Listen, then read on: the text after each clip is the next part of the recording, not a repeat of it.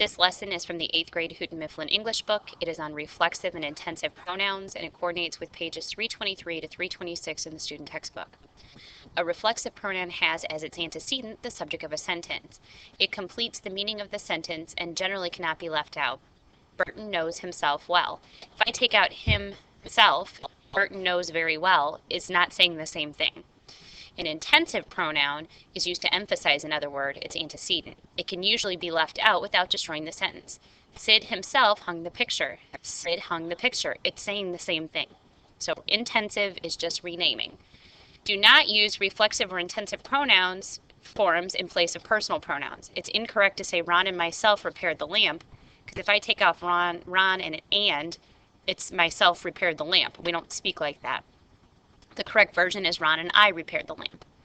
His self and their selves are not words. Do not use them.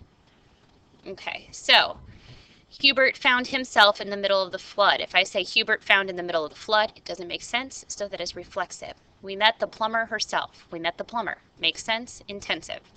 The oven cleaned itself. The oven cleaned. Doesn't make sense? Reflexive. Let's try to fix the sink ourselves. Let's try to fix the sink. Makes sense? Intensive. I will call the painters myself. I will call the painters. Intensive. Don't slip and hurt yourselves. Don't slip and hurt.